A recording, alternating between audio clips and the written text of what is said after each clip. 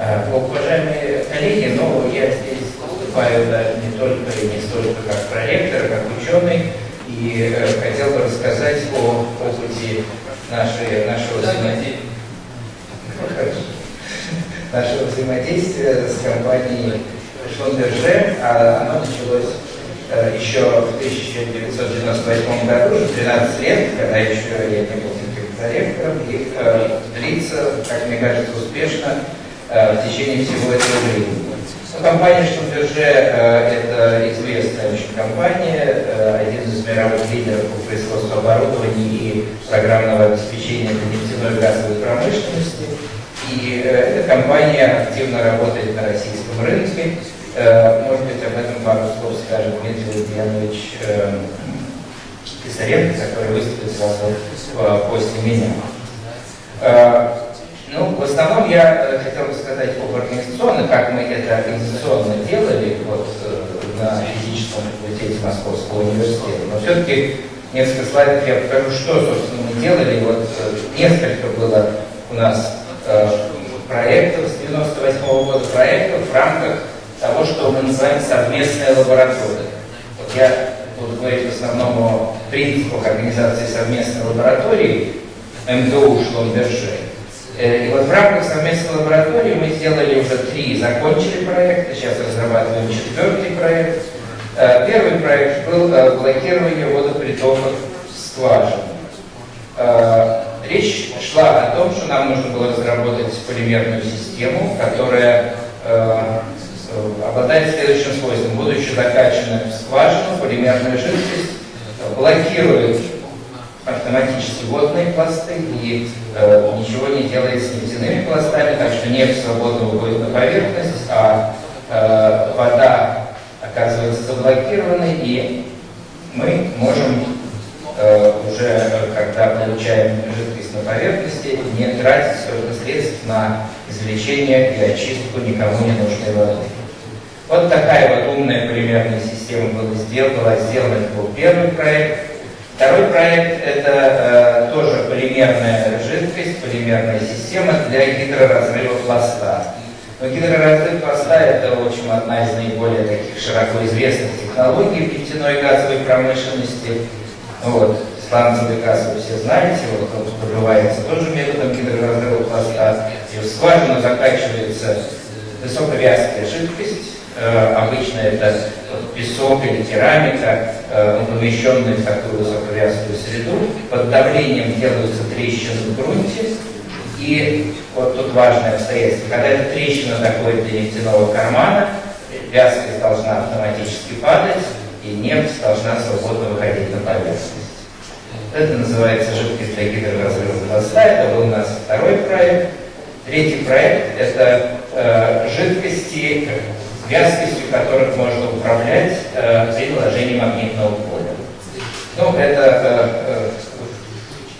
применяется тоже в геологических делах для изолирования различных зон вблизи скважины под действием магнитного поля. И нам удалось сделать систему, которая позволяет под действием магнитного поля действительно образовывать гель и существенно менять вязкость. Тот проект 4, который мы сейчас разрабатываем, он связан с коллоидной наукой, это стабилизация молекул газа в жидкости. И этот 4 проект сейчас идет в настоящее время. Но теперь я хочу сказать, что же это это были проекты, которые были сделаны. Я хочу сказать, что же такое за совместная лаборатория и чем работа в рамках совместной лаборатории отличается от простых контрактов, которые есть у компаний, пусть и по 218 соглашению, но что это контракт. Во-первых, совместная лаборатория это основана на соглашении, которое заключается вузом и компании не на какую-то одну работу, а на перспективу, как минимум на несколько лет, на один год. Во-вторых, обычно речь идет о исследованиях, которые делаются в направлении интересном для компании, но предполагается, что при при этом результатом деятельности являются научные исследования в этом направлении, а не законченные и готовые к внедрению разработки. В принципе, действительно, университет не предназначен для того, чтобы что-то выпускать, производить какую-то продукцию. Он предназначен для того, чтобы создать базис, научный базис, базируясь на котором компания уже доводит дальше средства внутри, доводит дальше данную разработку до практического внедрения. В принципе, это мировая практика, и в этом направлении мы и действовали. Каждый из 4 проектов, он, конечно, заканчивался патентами, я сейчас скажу о разделе интеллектуальной собственности, но это не продукция, это патенты, которые дальше можно доводить до практического внедрения. Третье – это то, что в исследованиях участвуют и представители компаний, командированные в данной лаборатории. То есть это не просто работа, которую выполняет университет и выдает отчет, а это работа, которая выполняется в живом контакте с сотрудниками заказывающей компании, которые работают в этом же самом месте.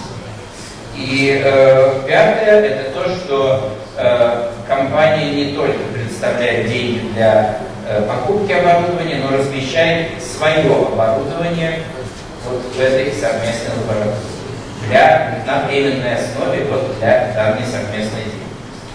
Вот какое было отличие совместных лабораторий, и мне кажется, что в общем, вот эта модель, которую мы разрабатывали с 90-х годов, она работает. В Московском университете таких совместных лабораторий с крупнейшими мировыми компаниями создано уже несколько. Это вот Microsoft, Intel, LG, E3, это Industrial Technology Research Institute в Тайване. Эти лаборатории действуют постоянно. Есть совместные лаборатории с российскими компаниями, есть сейчас с Русалом, было с Норникелем. Вот отличие, к сожалению, взаимодействия с российскими компаниями от взаимодействия с зарубежными состоит в том, что взаимодействие с российскими компаниями очень существенно зависит от всяких кризисных явлений. Вот был кризис в 2008 году, все российские компании прекратили финансировать совместные лаборатории. Ни одна зарубежная компания такого не сделала. Теперь, как вот идет в этой совместной лаборатории раздел интеллектуальной собственности? Патенты, значит, как правило, авторство и собственность, если это было сделано Московским университетом, принадлежит Московскому университету.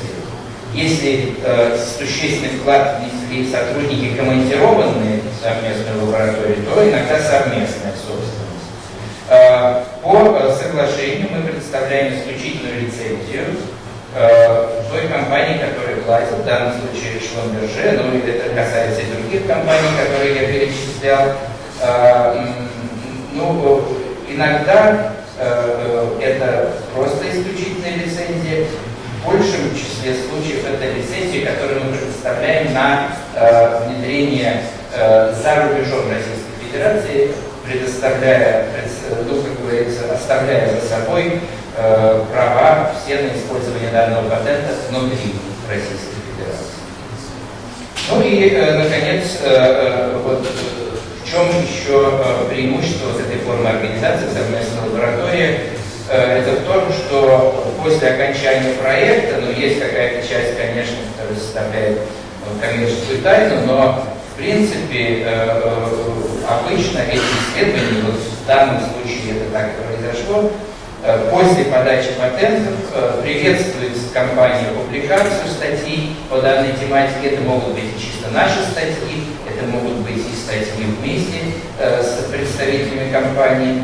И на самом деле я могу сказать, что по этой тематике, которую мы сделали с компанией Шломберже, у нас как минимум 2 больших направления на моей кафедре стало развиваться. Одно – это смеси полимеров с вязкоупругими поверхностно-активными веществами. Оно стало теперь развиваться очень интенсивно, вне зависимости от того заказа, который был от компании Шломберже. Это очень интересное научное направление. И второе – это полимерные жидкости, чувствительные к магнитному полю.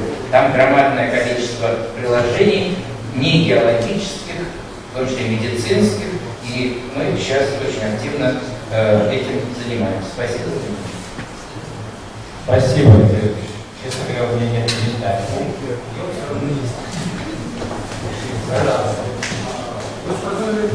Выделяются деньги на то, чтобы приобрести оборудование. А зачем чего оплачиваются труд на то, что Нет, выделяются деньги и на работу, и на оборудование, естественно.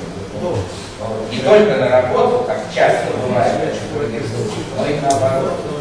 И с другой стороны, оборудование поставляется и принадлежащие компании на временной основе для выполнения трудовой работы.